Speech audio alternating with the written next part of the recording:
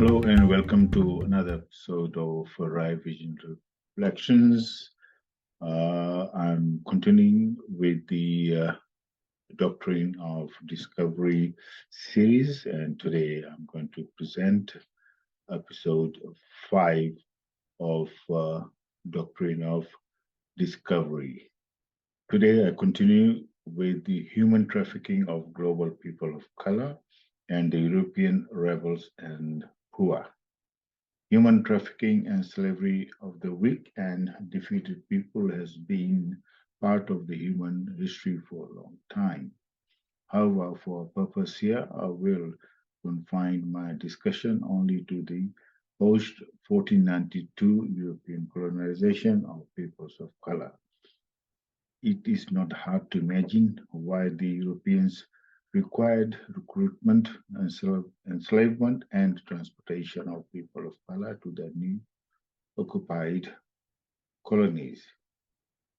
Through their doctrine of dehumanization, Terra Nullius, and the ensuing genocide of the natives of their colonies in Americas, Australia, Fiji, and other colonies, they required cheap labor and compliant labor to work for them so that they could profit from their colonial ventures. We already know a lot about how they captured, enslaved, transported, sold, and profited from some 12 million Africans.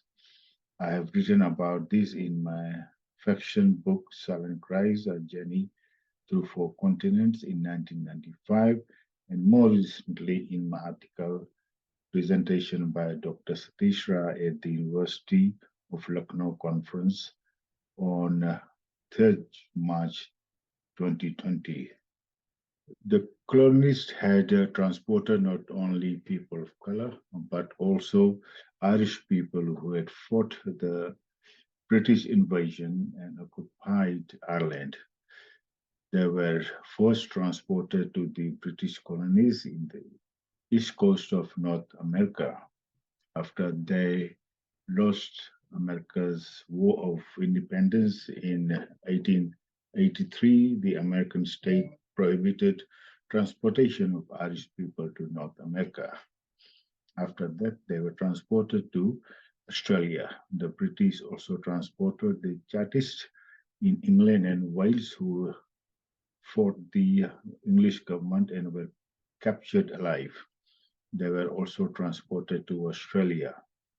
In the 8 decades during which the British used its Australian colonies as usefully distant place in which to dump its most difficult, notorious, or inconvenient criminals, some 162,000 people were transported from Britain, Ireland, and to a lesser extent elsewhere in the empire.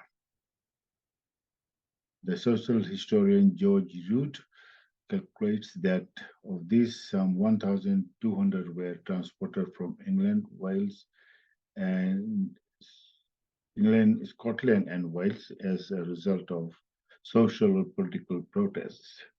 And of these 752 sentenced for their directly political actions, as opposed to arsonists, poachers, and other marginal social protesters.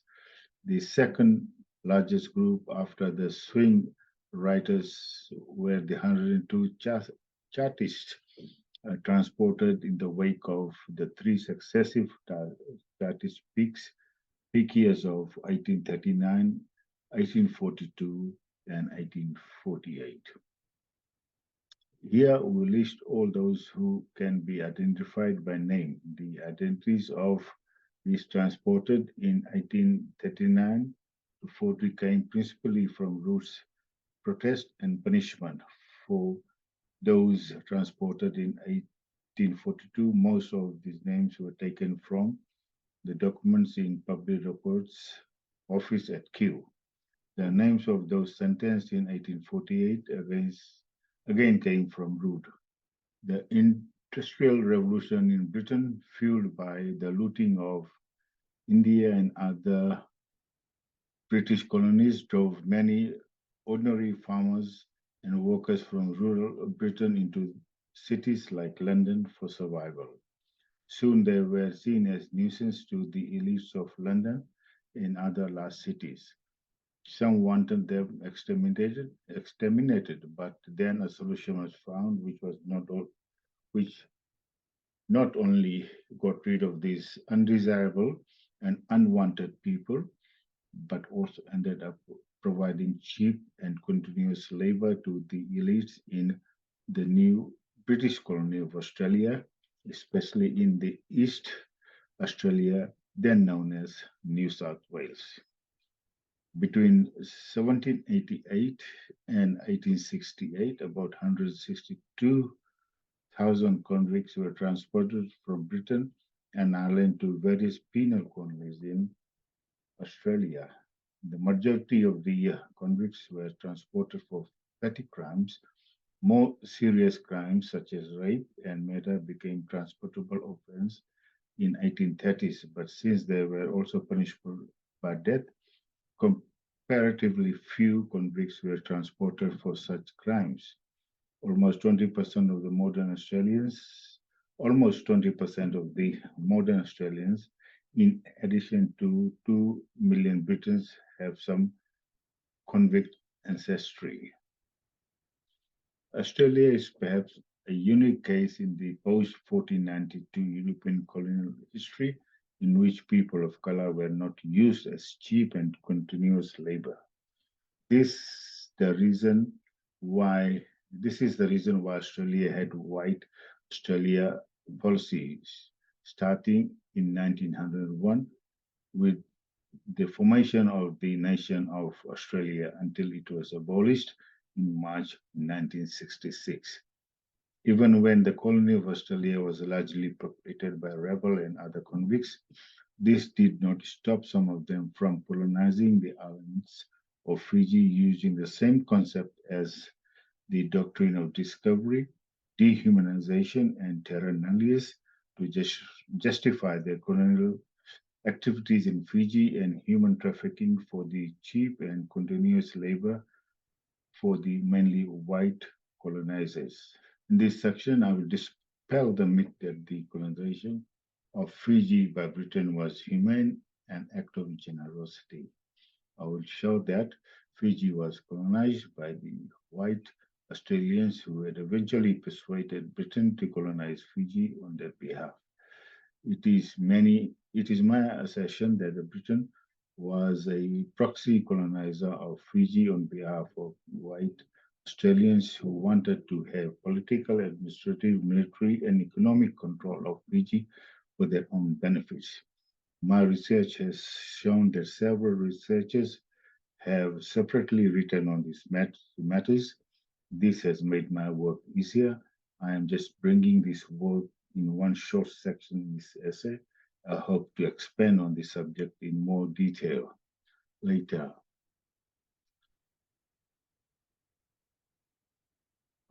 We already know that the doctrine of discovery allows the Christians to commit genocide and occupy the lands which they consider are not inhabited by humans, that is, subhumans. In 1643, the Dutch explorer Abel Tasman had reached Fiji. In 1774, the English navigator Captain James Cook had traveled to Fiji. The early European voyages to Fiji called it Cannibal Island. Since 1492, European explorers and colonizers brought many stories of cannibalism practiced by the native peoples they encounter.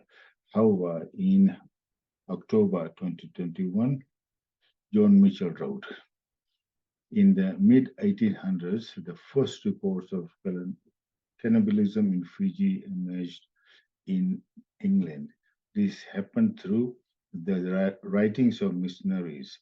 Despite its many truths, there was a lot of skepticism over the brutal act. Naval officers who had visited the Fiji group in ships had seen nothing of the practice. They never lived among the natives like missionaries. So as soon as the existence of cannibalism was proven, they came a, there came a barrage of reaction. However, this reaction was based on exaggerations, if not underestimated, noted anthropologist Basil Thompson in the Fijians study of decay of customs. According to Thompson, university academic professor Archibald Syke had made a ridiculous assertion that the Fijians ate the flesh of their aged relatives, an act which the indigenous people themselves found horrifying. To eat even unwittingly the flesh of your relations, however distant, or to eat or drink from the vessel used by a man who had done this would result. So the Fijians believe in the loss of all your teeth, Thompson said. The bodies of real or potential enemies were hardly eaten, except in rare cases. If ever bodies were consumed, these were captured and slain enemies in the battle or cast away in the wrecks with salt water in their eyes.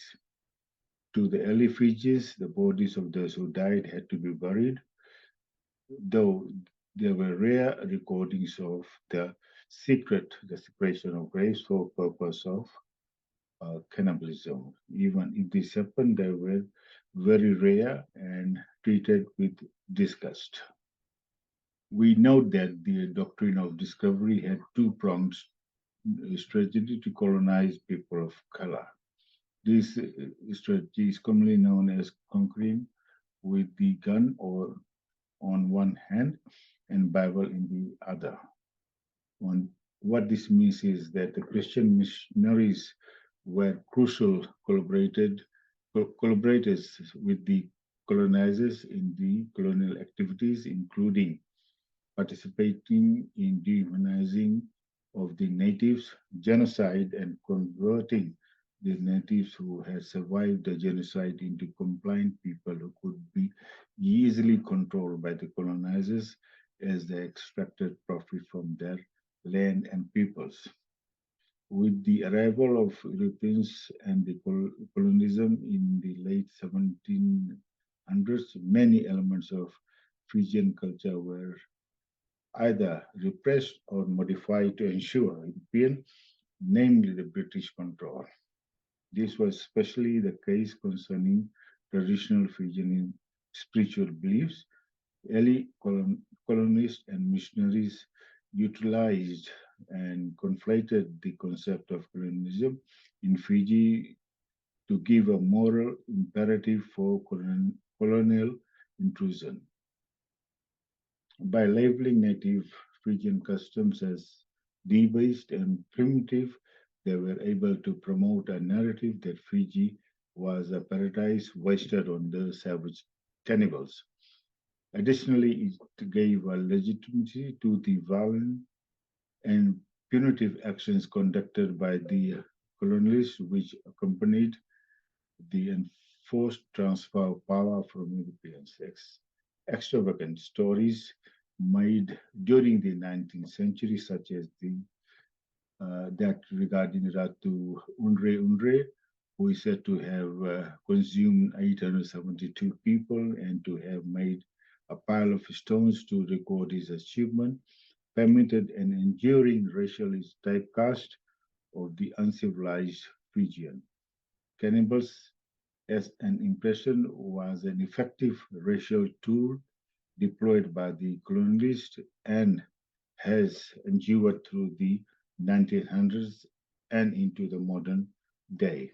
It is therefore my belief that Fiji was called Cannibal Island and her people cannibal so that their land could be deemed Terra Nullius, that is occupied by subhuman, and therefore would be legally and morally occupied by the Christians. I will stop this episode here, and in the next episode, I'll be talking about the genocide of Fijian people. Thanks for watching this episode. If you gain some knowledge or new knowledge from my episodes, please do like, share, and subscribe to my channel, and that will encourage me to bring you more well-researched historical and contemporary issues to you. Thanks again for watching